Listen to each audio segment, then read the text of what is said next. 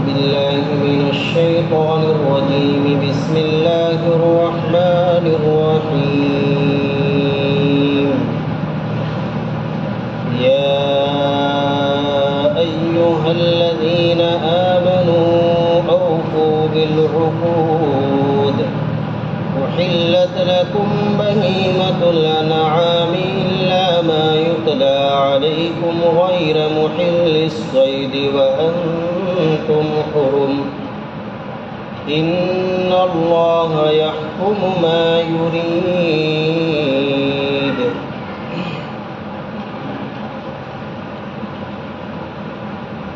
یہ سورہ مائدہ ہے اور یہ سورت شریفہ مدنی ہے. مدینہ منورہ کے اندر مدنی زندگی میں نبی پاک صلی اللہ علیہ وسلم پر یہ سورت نازل ہے. 120 آیتیں ہیں. مسند احمد کے اندر روایت ہے کہ نبی پاک صلی اللہ علیہ وسلم جب اپنی اونٹنی جس کا نام عذبہ تھا اس پر سوار تھے. عذبہ نام کی آپ کی ایک اونٹنی تھی جو بہت ہی تیز چلنے والی اونٹنی تھی. حدیث شریف میں لم تسبق، وہ اونٹنی ایسی تھی کہ کوئی اونٹ کوئی اونٹنی اس سے تیز آگے نہیں نکل سکتا تھا.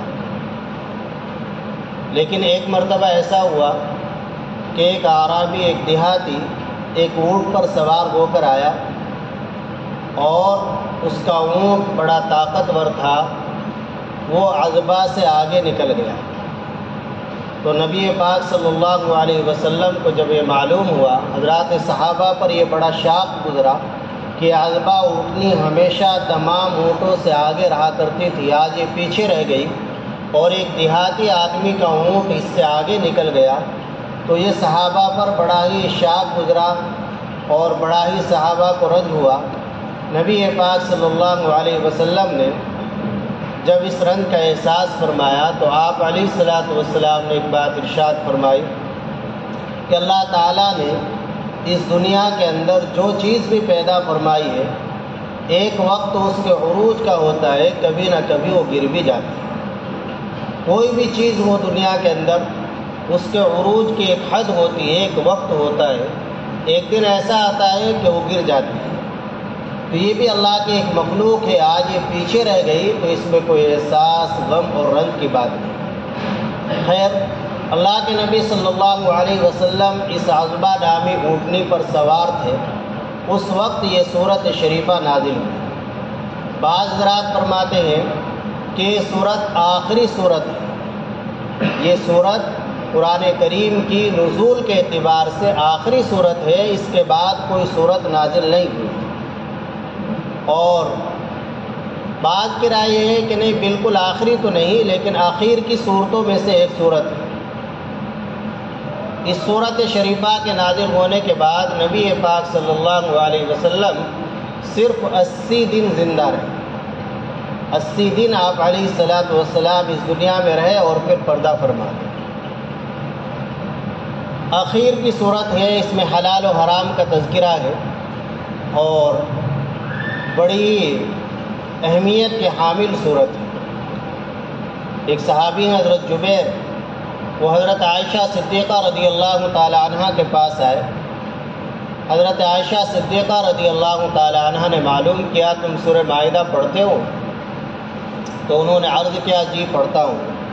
حضرت عائشہ نے فرمایا کہ اللہ تعالیٰ نے اس میں حلال و حرام کو خوب واضح کر کے بیان کر دیا. احلوا حلالها وحرموا حرامها. اللہ نے جن چیزوں کو حلال بیان کر دیا اس صورت میں ان کو حلال سمجھو، اور جن کو اللہ نے حرام قرار دیا ان کو حرام سمجھو. اس صورت شریفہ میں اس سے پہلی جو صورت تھی سورہ نساء، اس کے اندر معاملات کا تذکرہ تھا. باہمی معاملات، میاں بیوی کے حقوق، معاملات، والدین کے حقوق، معاملات اور یتیموں کے حقوق. تو باہمی جو حقوق ہیں معاملات کے، ان کا تذکرہ سورہ نساء میں تھا. اس کے بعد یہ سورت شریفہ شروع ہو رہی ہے اس میں سب سے پہلا حکم جو اللہ نے دیا ہے وہ یہ ہے، یا ایھا الذین آمنوا اوفوا بالعقود، اے ایمان والو معاہدوں کو، عہدوں کو، وعدوں کو پورا کرو۔ اس سے پہلی صورت میں جو تمہارے معاہدے، حقوق ایک دوسرے کے بتلائے گئے ہیں، ان معاہدوں کو پورا کرو۔ یہ وعدے کو اور حق کو پورا کرنا قرآن کریم کے اندر کئی آیات میں اس کی بڑی تاکید آئی۔ ایک جگہ اللہ تعالیٰ نے فرمایا وَأَوْفُوا بِالْعُقُودِ إِنَّ الْعَهْدَ كَانَ مَسْئُولًا، وَأَوْفُوا بِالْعَهْدِ إِنَّ الْعَهْدَ كَانَ مَسْئُولًا، لوگوں عہد کو پورا کرو، قیامت کے دن تم سے عہد کے بارے میں، وعدے کے معاملے میں سوال کیا جائے گا۔ اور اللہ نے سورہ مومنون میں اپنے نیک بندوں کی، ایمان والے بندوں کی جو صفات ذکر فرمائی ہے، تو ان میں ایک صفت یہ بھی ذکر فرمائی والذین هم لأماناتهم وعہدہم راعون، کہ ایمان والے جو بندے ہیں وہ امانت کو اور عہد کو، وعدے کو پورا کرنے والے ہوتے ہیں۔ وہ وعدہ خلافی نہیں کرتے، عہد شکنی نہیں کرتے، جو وعدہ ہو جاتا ہے، جو بات طے ہو جاتی ہے، اس پر وہ کھرے اترتے ہیں۔ یہ ایمان والوں کی ایک صفت اللہ نے بیان فرمائی، والذین هم لأماناتهم وعہدہم راعون۔ اور اس کے برخلاف ایک حدیث شریف میں اللہ کے نبی صلی اللہ علیہ وسلم نے منافق کی 3 نشانیاں بتلائیں۔ آیت المنافق ثلاث، منافق کی 3 نشانی، اذا حدث کذب، جب وہ بات کرتا ہے تو جھوٹ بولتا ہے، وَإِذَا وَعَدَ أَخْلَفَ، اور جب وعدہ کرتا ہے تو اس کے خلاف ورزی کرتا ہے، وَإِذَا اؤْتُمِنَ خَانَ، اور جب اس کے پاس کوئی امانت رکھی جاتی ہے تو اس میں خیانت کرتا ہے۔ تو معلوم ہوا کہ یہ تینوں کام مومن کے نہیں ہیں، مومن کی شان کے خلاف ہے۔ مومن کی شان نہیں ہے، مومن کا کام نہیں ہے کہ وہ جھوٹ بولے، مومن کی شان اور مومن کا کام نہیں ہے کہ وہ وعدہ خلافی کرے، اور مومن کا کام نہیں ہے خیانت کرنا۔ یہ کام مومن نہیں کرتا ہے، یہ تو منافق کرتا ہے۔ تو اللہ نے یہاں پر بڑے ہی خوبصورت انداز میں اور بڑے ہی پیارے انداز میں اپنے ایمان والے بندوں کو حکم دیا ہے وعدہ پورا کرنے۔ یا ایھا الذین آمنوا، پہلے ایک صفت بیان کی، اے ایمان والے، تمہارے اندر اللہ نے ایمان رکھا ہے، ایمان کی دولت تمہارے پاس ہے، تو ایمان کی دولت کا تقاضا یہ ہے کہ تم وعدوں کو، عہدوں کو پورا کرو۔ اوفوا بالعقود، کیا وعدہ، کیا عہد پورا کرے، خواہ وہ عہد تمہارے اور اللہ کے درمیان۔ ایک عہد تو وہ ہوتا ہے جو انسان اور اللہ کے درمیان ہوتا ہے۔ کیا ہے وہ؟ اللہ تعالیٰ نے جو چیزیں حلال کی ہیں ان کو حلال سمجھے، جن چیزوں کو اللہ نے حرام کر دیا ہے ان کو حرام سمجھے، ان سے بچے۔ جو احکام خداوندی ہے ان پر پورا اترنا اور ایمان کے تقاضے پر پورا عمل کرنا، یہ ہر بندے کا اللہ سے ایک عہد ہے۔ اگر وہ اس کے خلاف کر رہا ہے تو عہد شکنی کر رہا ہے، وہ وعدہ خلافی کر رہا ہے، اس کو عہد شکنی کا گناہ۔ ایسے ہی کوئی عہد اور وعدہ بندوں کے درمیان آپس میں ہو، کسی انسان سے کوئی عہد ہو، جیسے وعدہ نکاح ہے، بیع و شراء ہے، کوئی اور معاملہ ہے، لین دین طے ہوا ہے، اس میں وعدہ ہوا ہے، کوئی چیز بیچی ہے، کوئی چیز خریدی ہے، یہ بھی ایک عہد ہوئے، اس کو پورا اترے، اس میں ہٹے نہیں، وعدہ خلافی نہ کرے، تو یہ بھی ایک معاہدہ ہے۔ ایک معاہدہ انسان کا اپنے نفس سے ہوتا ہے، مثلا نفس سے کہا میں یہ کام نہیں کروں گا، یہ بھی ایک معاہدہ ہوتا ہے۔ میں یہ ناجائز کام، یہ حرام کام نہیں کروں گا آج سے، قسم کھا لی، کوئی منت مان لی، نظر مان لی، تو غرض یہ کہ معاہدہ کسی بھی طرح کا ہو، اللہ سے معاہدہ اور وعدہ ہو، بندوں سے وعدہ ہو، اپنے نفس سے وعدہ ہو، اس کو پورا کرنے کا حکم ہے۔ یا ایھا الذین آمنوا اوفوا بالعقود، ایمان والو عہد کو پورا کرو، وعدوں کو پورا کرو۔ وعدے کی خلاف ورزی کرنا یہ شریعت کے خلاف ہے۔ اللہ کے نبی صلی اللہ علیہ وسلم نے وعدے کی، عہد کی کیسی پاسداری کی، کیسا لحاظ فرمایا۔ حضرات صحابہ اکرام رضی اللہ عنہم نے وعدے کی کیسی پاسداری کی اور کیسا اس کا لحاظ کیا، کیسا وعدہ پورا کر کے دکھایا، آج پوری دنیا مل کر بھی اس کی نظیر پیش نہیں کر سکتی۔ ایسے واقعات کتابوں میں موجود ہیں۔ اللہ کے نبی صلی اللہ علیہ وسلم، ہمارے اندر بڑی کمی پائی جاتی ہے، ہماری اس طرف توجہ ہی نہیں ہوتی، ہم وعدہ کر لیتے ہیں اور وعدے کا کوئی خیال ہی نہیں رہتا، یہ بھی نہیں کہ ہم گناہ گار ہو رہے ہیں، یہ بھی تو گناہ کبیرہ ہے۔ وعدے کے خلاف ورزی کرنا یہ گناہ کبیرہ ہے۔ جو وعدہ کر لیا آپ نے کسی سے، اس وعدے کو پورا کریں۔ آپ نے وعدہ کیا آگے میں کل آؤں گا، تو ایک وعدہ ہو گیا، ایک عہد ہو گیا، آپ کے اوپر اس کو پورا کرنا لازم ہے، الا یہ کہ کوئی عذر پیش آ گیا۔ عذر یہ آپ بیمار ہو گئے، آپ کے گھر میں کوئی بیمار ہو گیا، اس کی تیمارداری کی وجہ سے نہیں جا سکتے، تو آپ نے جس سے وعدہ کیا ہے آپ کے اوپر لازم ہے کہ اس کو اطلاع کرے اپنے عذر کی۔ اس صورت میں گناہ نہیں ہوگا۔ آدمی بچے سے وعدہ کر لیتا ہے، بچہ ساتھ جانے کو کہہ رہا ہے، ابا نے وعدہ کر لیا میں تیرے لیے فلاں چیز لے کر آؤں گا، اور پھر خیال بھی نہیں رہتا میں نے کوئی وعدہ کیا تھا، اس کی خلاف ورزی کر بیٹھتے ہیں۔ اس میں گناہ تو ہے ہی، لیکن ڈبل نقصان ہو رہا ہے۔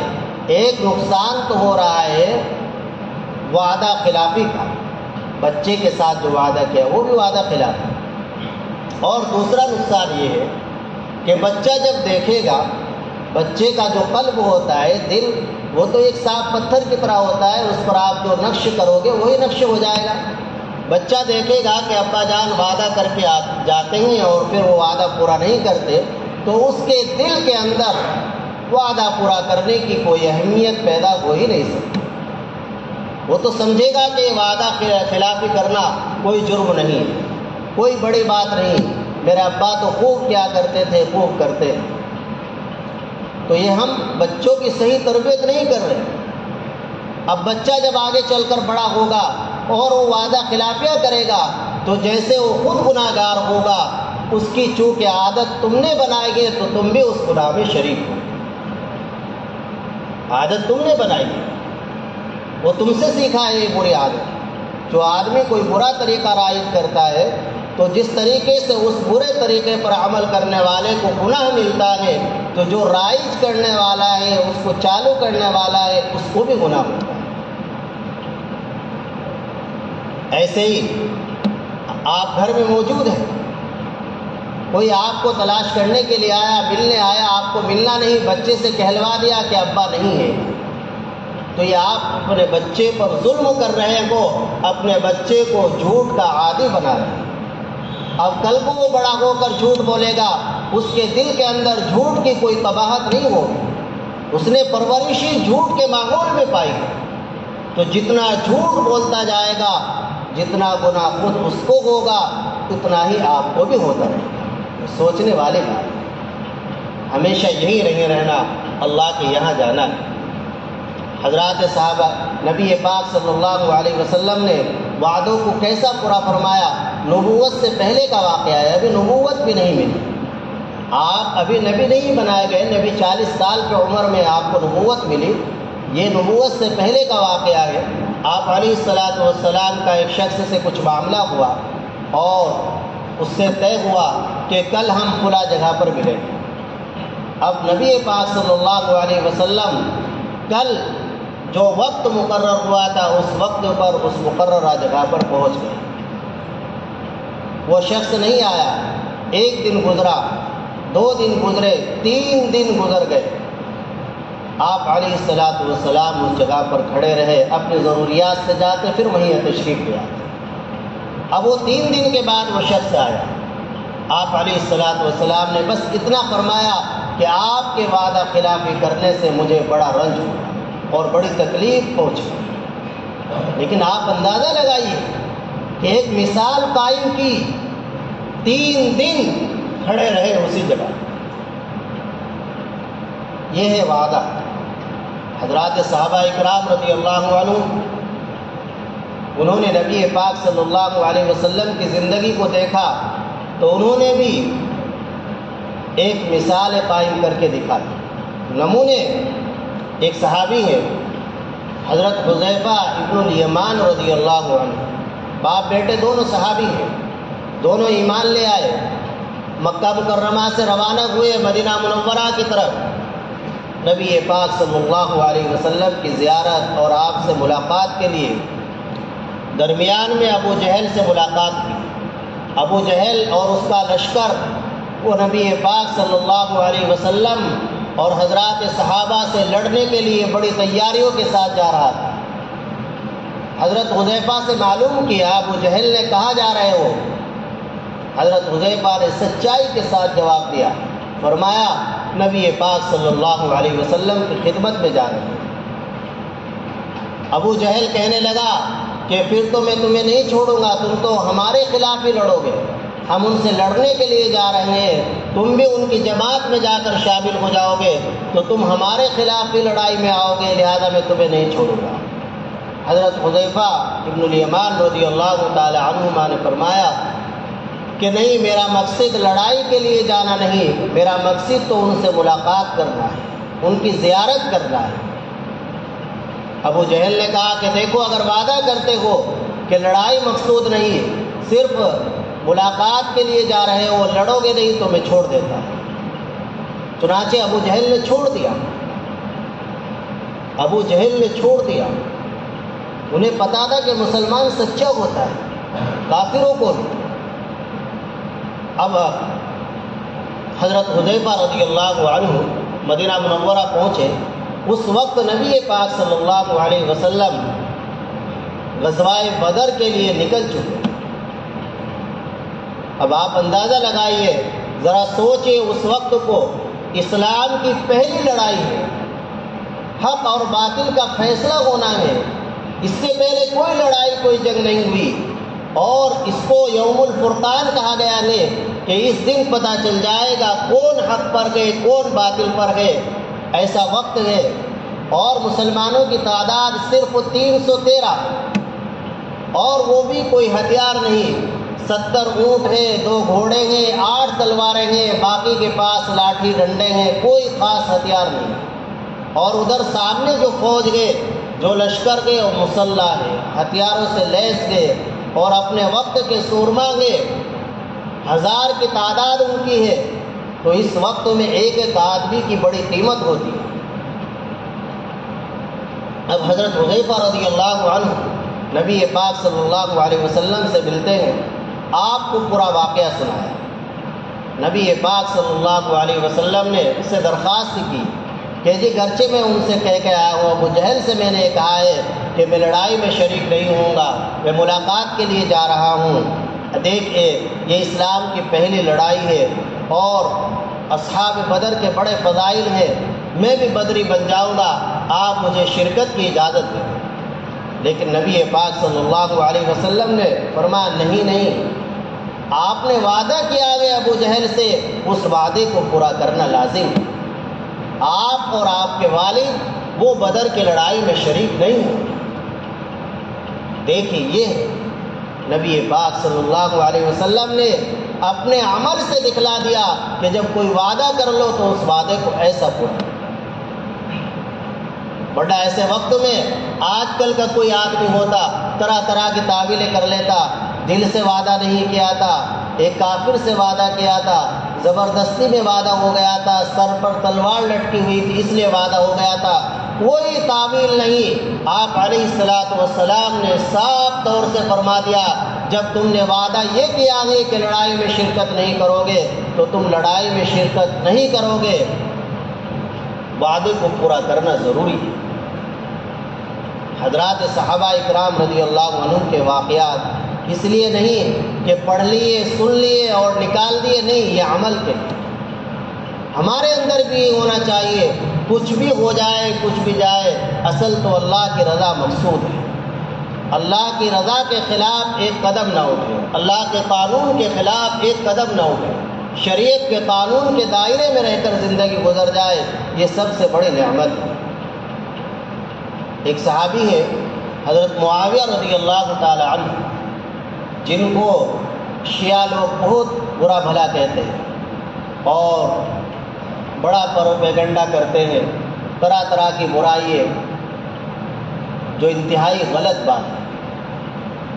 حضرات صحابہ کے درمیان جو اختلاف ہوا، لڑائییں ہوئی، اس میں ایمان والوں کو پڑھنے سے منع کیا گیا۔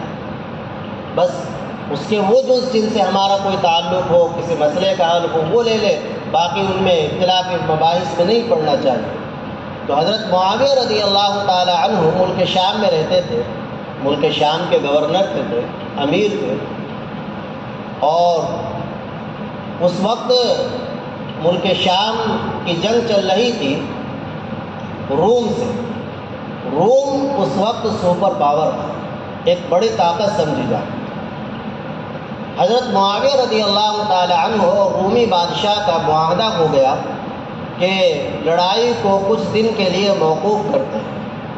ایک تاریخ مقرر ہو گئی کہ فلاں تاریخ تک آپ ہمارے سے کوئی لڑائی نہیں کریں گے، ہم آپ سے کوئی لڑائی نہیں کریں گے۔ تاریخ لڑائی بدر ہے۔ اب حضرت معاویہ رضی اللہ تعالی عنہ بھی راضی ہو گئے اور ایک معاہدہ ہو گیا۔ اسی معاہدے کے درمیان میں حضرت معاویہ رضی اللہ تعالی عنہ کو خیال آیا، ذہن میں یہ خیال آیا حضرت معاویہ رضی اللہ تعالی عنہ کو کہ لڑائی تو بند ہے، تو ہم لڑائی تو نہیں کرتے، لیکن ایسا کر لیتے ہیں کہ اپنی فوج کو دشمن کی سرحد کے پاس پہنچا دیں، تاکہ جب تاریخ پوری ہو تو فوراً ان پر حملہ کر دیا جائے۔ یہ ایک تدبیر ذہن میں حضرت معاویہ رضی اللہ عنہ کہ لڑائی تو نہیں کریں گے جب تک تاریخ مقرر پوری نہ ہو جائے، لیکن اس سے پہلے دشمن کی سرحد کے قریب ہم اپنی فوج کو پہنچا دیتے ہیں، تاکہ جیسے ہی لڑائی کی مدت پوری ہو فوراً ان پر حملہ کر دیا جائے۔ چنانچہ حضرت معاویہ رضی اللہ تعالی عنہ نے ایسا ہی کیا اور اپنی فوج کو دشمن کی سرحد کے قریب پہنچا دیا۔ فوج کا کچھ حصہ سرحد میں بھی دشمن کے داخل ہو گیا، لیکن جب تک لڑائی نہیں کی تب تک کہ وقت پورا نہیں ہوا۔ جیسے ہی وقت تاریخ مقررہ پوری ہوئی تو فوراً حضرت معاویہ رضی اللہ تعالیٰ عنہ کی فوج نے روم پر حملہ کر دیا اور روم کے بستیاں شہر فتح کرتے جا رہے تھے بڑے جوش و خروش میں، کیونکہ ادھر سے پوری تیاری تھی اور ادھر سے کوئی تیاری نہیں تھی۔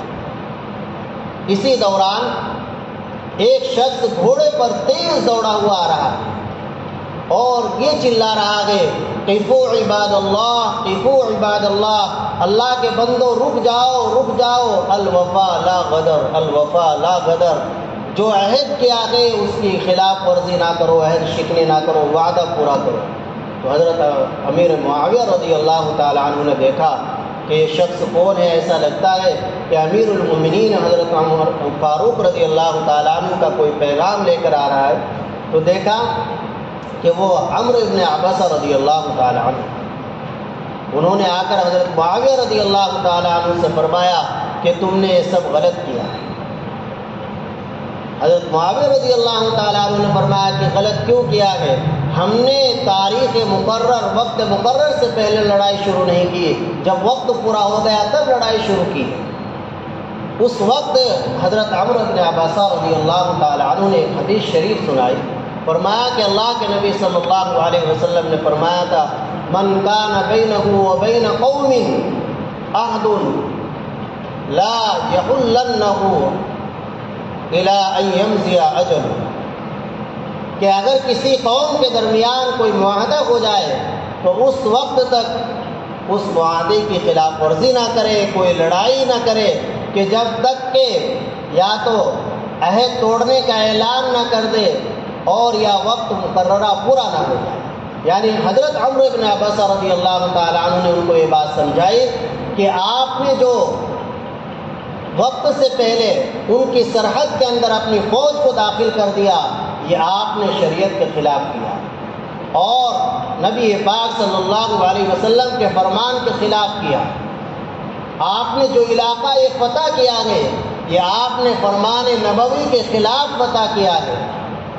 یہ سب سنتے ہی بغیر کسی چون و چرا کے حضرت معاویہ رضی اللہ تعالیٰ عنہ نے جو بستیاں وہ فتح کر چکے تھے، جو شہر فتح کر چکے تھے، وہ سب واپس کر دیے، وہ سب روم کو واپس کر دیے، چونکہ وہاں مقصود اقتدار اور سلطنت کو بڑھانا نہیں تھا، وہاں زمینوں پر قبضہ کرنا مقصود نہیں تھا، بلکہ مقصود صرف اور صرف اللہ کی رضا تھی۔ اللہ کی رضا کے خلاف جو قدم جاتا اس قدم کو فوراً واپس لے آتا۔ تو ہونا یہی چاہیے۔ ان صحابہ کے واقعات سے ہمیں اندازہ ہوتا ہے اور معلوم ہوتا ہے کہ ہماری شریعت کے اندر عہد پورا کرنے کی، وعدہ پورا کرنے کی کتنی اہمیت ہے۔